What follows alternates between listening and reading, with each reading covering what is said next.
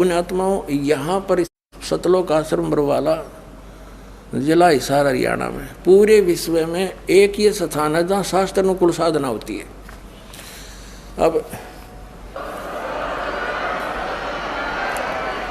अब ये क्या बता रहे हैं, यज्ञ से बचे हुए अन्न को खाने वाले श्रेष्ठ पुरुष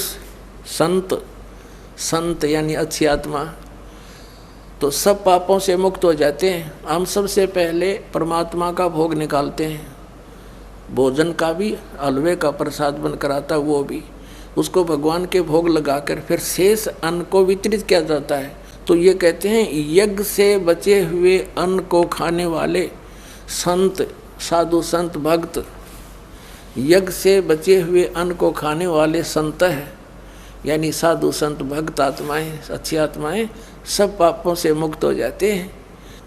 अब कहने का भाव ये है कि यहाँ पहले भगवान को भोग लगा के शेष बचे हुए अन्न को उसके बच्चों को वितरित किया जाता है, वो महापाप नाशक बन जाता है। तो यहाँ आओगे तो सारी साधना मिल लेगी आपने, तो सब पापों से मुक्त आप होगे। ज्ञान सुनोगे, धर्म यज्ञ, ज्ञान यज्ञ, प्रणाम यज्ञ, सारी यज्ञ, सब साधना, पूरा ट्रीटमेंट दिया जाएगा। फिर कहते हैं जो दान धर्म नहीं करते हो तो चोर हैं भगवान के। जिन हर की चोरी करी और गए राम गुण भूल, ते बिदना बागुल किए वो फिर झूलें उल्टी झूल। कहते हैं जिन हर की चोरी करी, भगवान ने जो आपको दान दिया है, धन आपके संस्कार में, उसको आगे दान जो नहीं करता वो तो चोर बताया भगवान का। तो फिर क्या बताते हैं देखिएगा, आगे इसमें निष्कर्ष निकल रहा है। तीसरे अध्याय का हमने ये 13वां श्लोक पढ़ लिया। यज्ञ से बचे हुए अन्न को खाने वाले श्रेष्ठ संत माने आप अच्छी आत्माएं सब पापों से मुक्त हो जाते हैं। और जो पापी लोग अपना केवल कमाया और खाया वहीं तक सीमित हैं, वो तो पाप को खाते हैं। अब 14 और 15 में एक निर्णायक ज्ञान दे दिया। पहले इनका अनुवाद पढ़ाएंगे इंजीनियरों का, फिर समझ में आएगा। संपूर्ण प्राणी अन्न से उत्पन्न होते हैं। अन्न की उत्पत्ति वृष्टि से होती है, वृष्टि यज्ञ से होती है।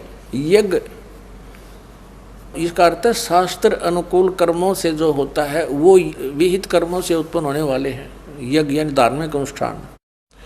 और कर्म समुदाय को तो ब्रह्मो उद्भवम, इन्होंने ब्रह्म का अर्थ वेद कर दिया है। कोई बात हुई, ब्रह्म का अर्थ वेद कर दिया। ये लिखना था कि देखो हम यहाँ पर आए इस काल के लोक में, तो हमने कर्म करके ही मिलेगा, ना कति नहीं मिले।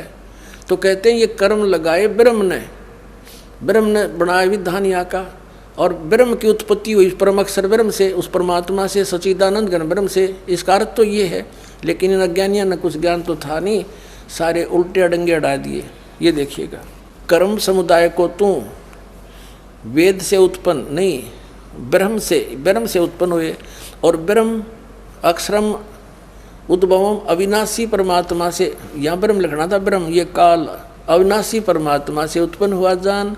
इससे सिद्ध होता है कि सर्वगतम ब्रह्म, सर्वगतम माने सर्वव्यापी परमात्मा, सबका मालिक, सदा ही यज्ञों में प्रतिष्ठित है। वो इष्ट रूप में पूज्य है, वही प्रतिष्ठित है सभी यज्ञों में, उसको इष्ट मानकर पूजा करनी चाहिए। इसका निष्कर्ष ये निकल गया। अब हम उस परमात्मा को इष्ट मानकर पूजा करेंगे तो हमारी शास्त्र अनुकूल साधना होगी।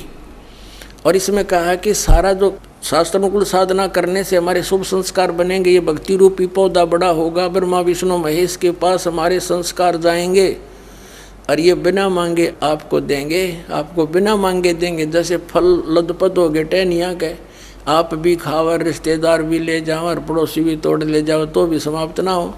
तो इतना इस प्रकार हमारा ये पूरा भक्ति क्रम पूरा होता है। तो हम आपको सबसे पहले परमात्मा ने कहा है कि तीनों देवा इन कमल दलों में बसे, ये ब्रह्मा विष्णु महेश, और प्रथम इनकी वंदना और फिर सुन सतगुरु उपदेश। तो हम इनकी पूजा नहीं कर रहे, हम किसी का किराया दे रहे हैं। जैसे हम टैक्स भर रहे हैं बिजली का, हम बिल भर रहे हैं इसका टेलीफोन का, वो पूजा थोड़ी कर रहे हैं। वो तो हम उनको दे रहे हैं, तो हमें हमारी सुविधाएं जारी रखेंगे, नहीं देंगे तो कनेक्शन काट देंगे। तो हम शास्त्र अनुकूल साधना कंप्लीट कोर्स ना करके अपनी अपनी डफली पीट रहे हैं, जिस कारण से हम परमात्मा से मिलने वाली साधना से वंचित होकर के हम नास्तिक होते जा रहे थे। अब परमात्मा ने दया करी आपके ऊपर और इस दास के ऊपर।